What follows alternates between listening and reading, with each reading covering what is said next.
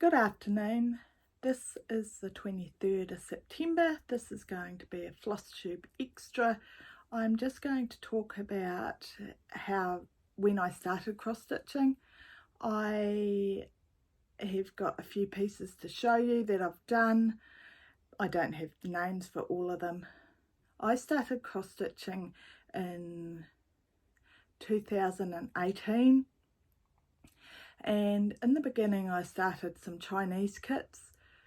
Some of them are printed ones and some are counter cross stitch with paper patterns. I didn't enjoy doing them that much until I learnt what pattern keeper was, and then it took off. So some of the earlier ones I didn't realise have been copied from other designers.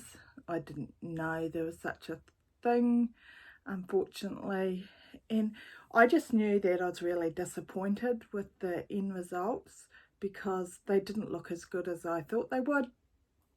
So I will show you some of my pieces. This is the first piece that I ever did. It was a counted cross stitch. It was on a 14 count. I did quite a few mistakes and I was thinking maybe it doesn't look very good because I did do a few mistakes. So then I thought, oh, maybe I just need to get a printed one. So this is my second piece that I did, and it was printed. These clouds up here, I don't know how, but I picked the wrong colour. So half the cloud was that colour and then the other half was another colour, and I had to frog it out and redo it. This is only a small piece. I've actually decided what I'm going to do with it because I don't want to frame it, is that I'm going to make it into a project bag because I make all my own project bags. This is another piece that I did. That was a counted cross stitch one. And it's upside down. Let's try it that way. This is another counted cross stitch that I did. And it had a lot of back stitch on it. It was a fairy tale one. And when I realised that this was a copy of somebody else's design, it was a soda stitch one, I actually bought the soda stitch pattern because I felt really guilty. At that stage I still didn't realise that everything that you bought from China was copied. Here is another piece that I did, and I'm going to make that into a project bag as well.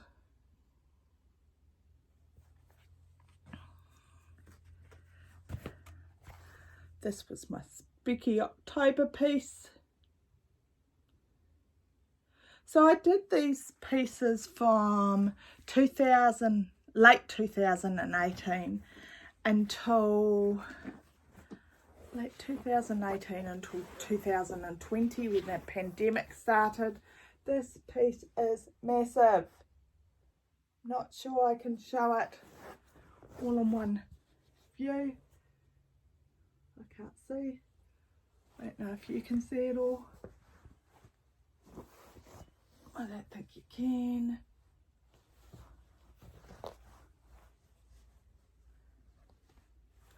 I didn't even know I still don't know if this is a copied one or not.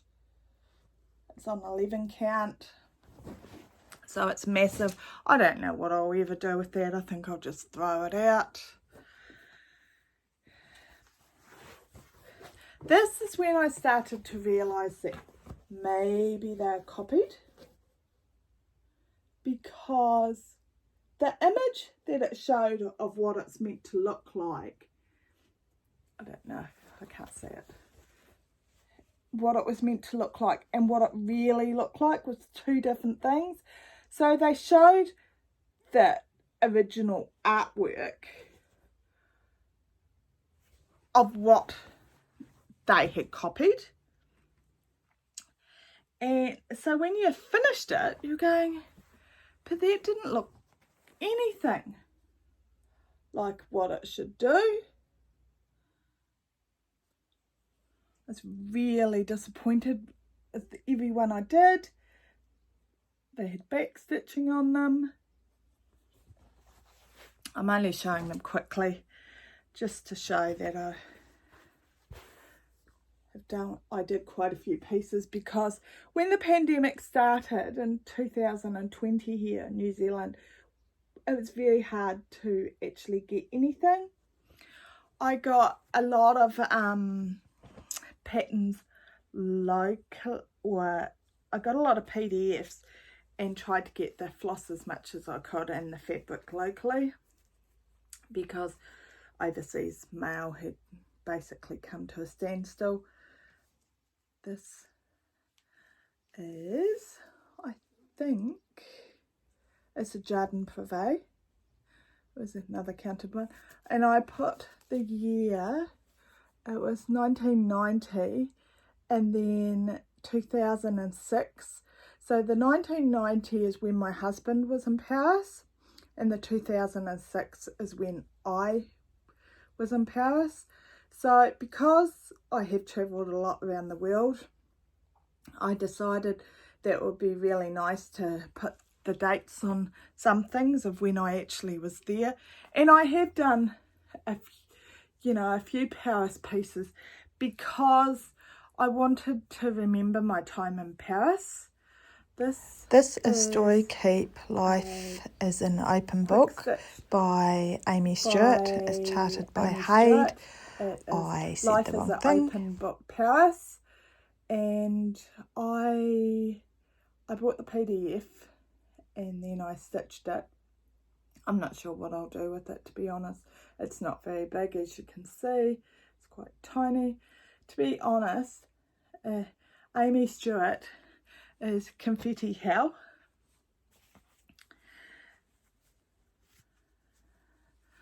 This is a Nora Corbett. I actually can't remember what the Paris piece I did in 2021. This I have actually done in the last year. I can't remember what it's called.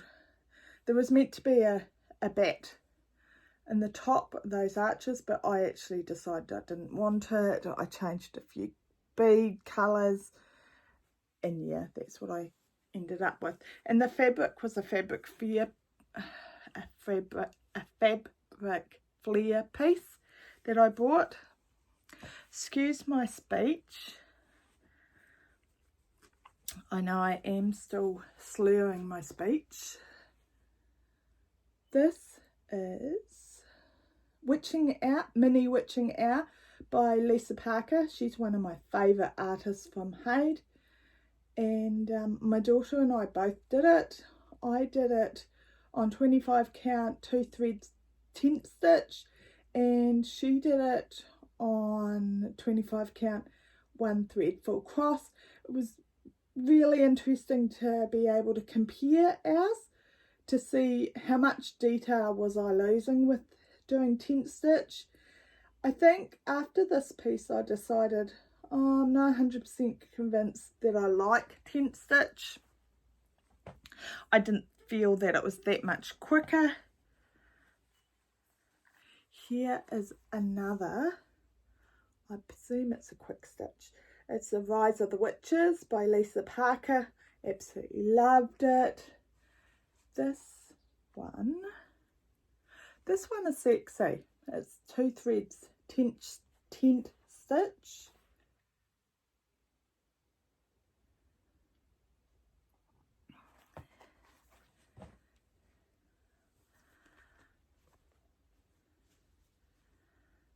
This is another piece that I did. It is, oh, I'm going to do it that way. It is, I know what it is. Halloween Quaker by Lilo's Studio. I bought the pattern on Etsy, I think. It is using the cord for fabric and the cord for threads. It was on a 16 count Ada in the Murky. That was in the last year, I think I did it.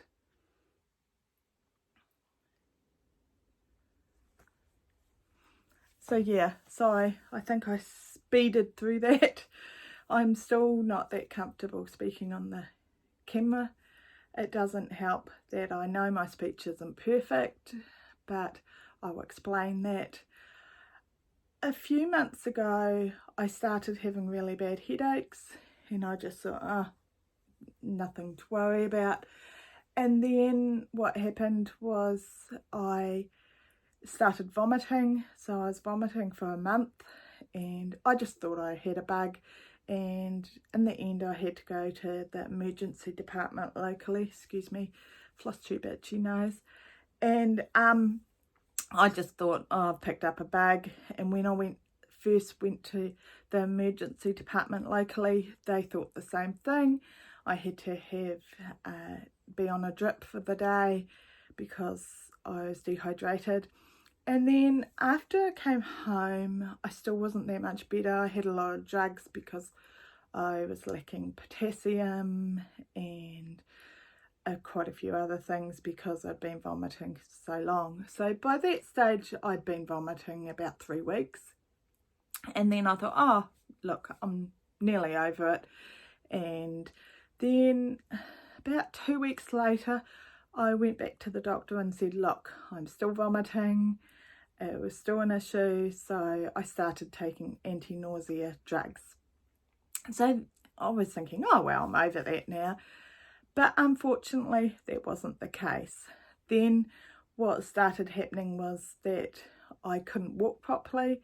I was falling over things, and I was staggering everywhere. It looked as if I was drunk, and I had to get a mobility walker to help me actually walk properly, so I wasn't hitting walls. My husband said I looked like a pinball machine, and I was the ball, especially as I'd bounce from one wall to the other walking down the hallway. Unfortunately, they didn't know really what was wrong, and they decided that I had to go see the neurologist.